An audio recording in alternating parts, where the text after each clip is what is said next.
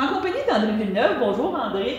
Avec Bonjour, ta baguette de professeur aujourd'hui. Ben oui, on va se lancer ce matin. Là. Tu me parlais là, lors des rencontres qu'on fait mensuelles, lors des conseils municipaux, que tu te fais questionner par deux sujets très importants. Est-ce qu'on a assez d'eau à Lanoret? Parce qu'on parle de développement. Et est-ce que l'eau provient des tourbières? Est-ce qu'on boit l'eau? Les gens me disent, est-ce qu'on boit l'eau des tourbières? Et aujourd'hui, on a fait un beau tableau qu'on va présenter, et c'est dans ce sens-là que je dis que tu vas être un bon prof, parce que on a une vue d'ensemble de la situation, on pourrait dire hydrologique de la municipalité de Lanoret, et on veut l'expliquer avec des bons termes et des bons schémas. Tu es d'accord avec moi? Oui, je suis tout à fait d'accord avec vous. On va répondre à ces deux questions-là. Que diriez-vous si on commençait par la première question? Est-ce qu'on boit l'eau des tourbières à Lanoret? Oui, allons-y. Bon, bien, la réponse, c'est oui et non. Je vous explique pourquoi.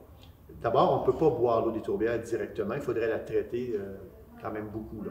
Et je tiens à préciser aussi qu'à Lanoret, contrairement à l'ensemble, en tout cas beaucoup de municipalités sur le long du fleuve, Lanoret ne prend pas son eau potable dans le fleuve. On la prend justement, on va dire si c'est des tourbières ou pas, là, mais on la prend donc sur le territoire, sur un coteau de sable en haut, donc à peu près à 1,5 km vers le nord du fleuve. Donc, est-ce qu'on boit l'eau des tourbières? La réponse est oui et non. Pourquoi c'est oui et non? Parce que si on pose la question différemment, c'est oui. Si on la pose comme on vient de la poser, est-ce que c'est de l'eau des tourbières? C'est non. Poser la question différemment, c'est quoi? C'est dire, est-ce qu'on boit l'eau du delta de la tourbière de Lanoret? À cela, la réponse est oui. Pourquoi? Parce que le delta des tourbières de Lanoret, c'est beaucoup plus vaste que seulement les tourbières. Ça comprend et les tourbières, mais aussi les coteaux de sable, ou les bancs de sable, ou les langues de sable, si vous préférez. Donc, on retrouve les puits de la municipalité de Lanoret sur un des nombreux coteaux de sable que comporte le delta de la tourbière de Lanoret. Et évidemment, vous le disiez tantôt, ce coteau de sable-là, il est situé donc dans la municipalité de Lanoret, à peu près à 1,5 km du fleuve Saint-Laurent, à l'est de la municipalité. Et la particularité de ce coteau de sable-là, il est d'abord très grand. Il est aussi sous couvert forestier. On le voit ici, il est sous couvert forestier. Ça, c'est indéniablement un atout incroyable d'être sous couvert forestier. Et là, ce qu'il faut savoir, c'est que vous avez les terres agricoles ici, et puis plus en bas, vous avez le fleuve.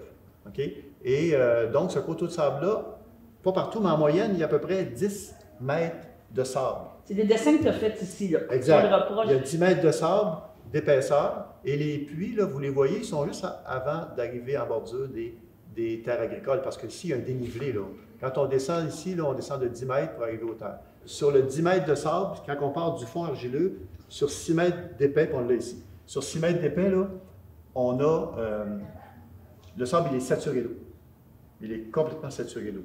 Donc, toute cette partie-là, là, tout ce coteau-là, ici, là, puis les puits, il faut savoir que chaque puits correspond à une aire de réalimentation. L'aire de réalimentation des puits, c'est toute la ligne bleue, tout le pourtour ici. Réalimentation, tu veux dire que c'est des eaux de pluie exact. Qui tombent et exact. Qui vont se déposer dans cette fameuse aire. Exactement, dans les 6 mètres d'épaisseur de sable. Puis à un moment donné, tu n'as pas le choix, il y a de l'argile, donc il reste là. Exact, mais ce n'est pas une masse d'eau qui est stagnante. Okay. Parce que cette eau-là, elle finit toujours, au final, par se rendre au fleuve. Okay. Il y a une pente descendante, comme on l'indique ici. Exact. Donc, on va revenir à ce dessin-là, justement. Et ce qu'il faut savoir aussi, c'est important parce que là, vous allez voir pourquoi les tourbières entrent en ligne de compte, c'est qu'ici, c'est ce qu'on appelle la ligne de partage des eaux. C'est-à-dire que, puis là, on arrive au dessin, la ligne de partage des eaux, c'est quoi? C'est-à-dire qu'une goutte d'eau ici, là, elle va avoir le choix. Soit elle va descendre vers le fleuve, soit elle va aller dans les tourbières. Ça va? C'est un peu comme un toit. Hein? C'est la ligne de partage des eaux, c'est un peu comme un toit. Alors ici, vous avez les puits en bordure, juste avant de descendre sur la terre agricole puis se diriger vers le fleuve. Hein? Vous avez les puits. En fait, les puits, c'est des pointes. Hein? On appelle ça un puits, mais c'est une série de 10 ou 15 pointes selon les puits en question, selon un des 4 puits. Et cette pointe-là, elle est donc directement entrée dans la nappe de sable jusqu'à temps qu'il y ait de l'eau. Donc, le 6 mètres est ici. Là. On parle de 0 jusqu'à 6 mètres. Ça, c'est saturé d'eau. Autant sur le côté qui s'en va vers le fleuve que sur le côté qui s'en va vers les tourbières. Alors, c'est vraiment là qu'on va puiser les puits. Donc, est-ce qu'on boit l'eau des tourbières? La réponse, c'est non. La réponse, c'est non. On boit l'eau du delta de la tourbière de Lanoret. Et là, juste pour vous dire à quel point c'est assez précis, vous parlez tantôt de science, là, de l'hydrogéologie. C'est que la partie ici, là, toute cette partie-là, ici, là, à la ligne orange, là, c'est ce qu'on appelle l'aire de protection bactériologique. Oui. C'est-à-dire que, tantôt, je vous disais que cette masse d'eau-là, là, elle bouge. Elle n'est pas stagnante, mais presque, mais elle bouge très, très lentement. Et à partir d'ici, là, une bactérie qui franchit cette ligne-là, là, elle est vivante, admettons, elle franchit cette ligne-là ici, puis elle descend. Ça lui prend 200 jours. À cause de la vitesse de l'eau, c'est très lent. Ça lui prend 200 jours pour arriver à la tête de puits. Puis la bactérie, après 200 jours, elle est morte. Donc, elle ne vient pas contaminer. Ça, c'est l'aire bactériologique. Et ça, ici, ça, c'est tout protégé par réglementation. Là. Il y a une protection très, très stricte par rapport à ça. Ici, vous avez l'aire virologique. Donc, jusqu'ici, à la ligne violette, on va dire, là, toute cette partie-là, c'est l'aire virologique. Donc, il ne faut pas qu'il y ait de virus dans cette aire-là. Par contre, s'il est là, le virus, puis il traverse, il finit par se rendre ici, ça va lui prendre, lui, 550 jours pour se rendre jusqu'à la tête des puits. Et quand il va arriver, il va être mort. Donc, c'est vraiment une aire de protection bactériologique, virale, et ça, c'est le total ici, c'est l'ensemble de l'aire de réalimentation, donc la neige qui tombe, qui fond au printemps, la pluie qui tombe. Et ça, ces études sont vérifiées, là? Ah, ça, c'est tout...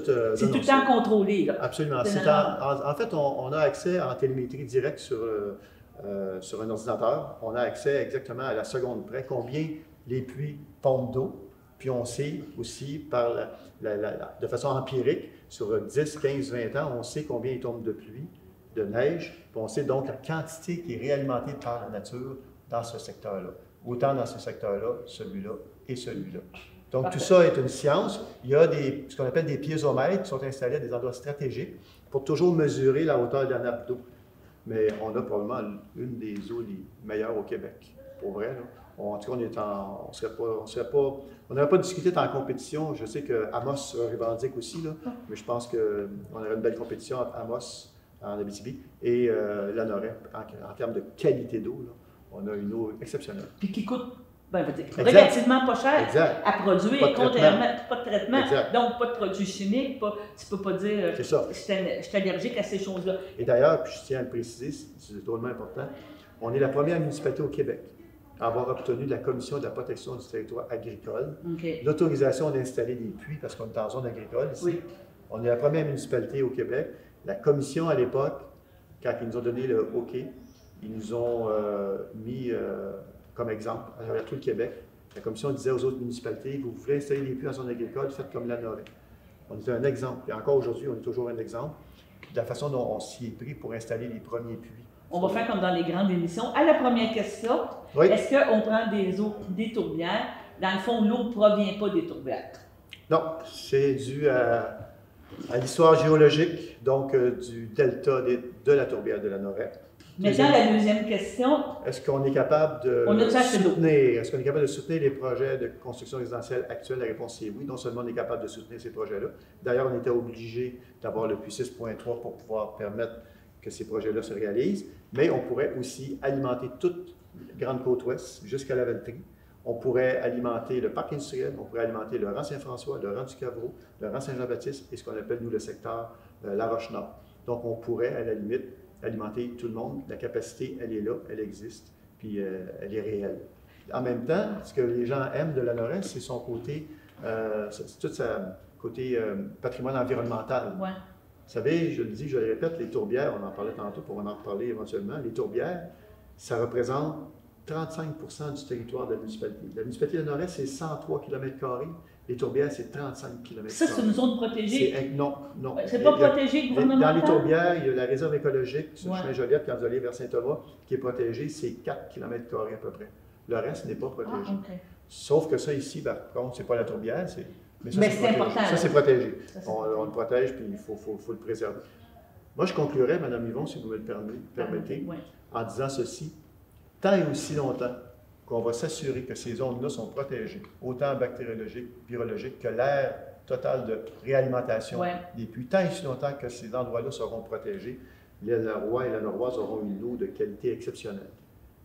Et deuxième point, tant et aussi longtemps qu'on va respecter la capacité de la nappe, donc à se recharger, versus ce qu'on prend pour alimenter les Lanoroises et les Lanorois, tant qu'on va respecter ça, qu'il va y avoir un équilibre, une adéquation, bien, on va être certain que les gens auront toujours de l'eau en quantité suffisante et en qualité. Et donc, c'est important de protéger notre eau, comme on vient de dire, parce que cette qualité-là, est exceptionnel. Exceptionnel. Je pense que c'est exceptionnel. Ouais. Puis on vient d'en découvrir plein de choses. Vous avez été un très bon professeur. Je pense pas qu'on ait rien oublié, là, mais bon, c'est ça. C'est assez fantastique quand même comme façon, comment tout ça est. La nature. Oui, c'est fantastique. Ben, merci beaucoup, monsieur le professeur. Ben, ça m'a fait plaisir.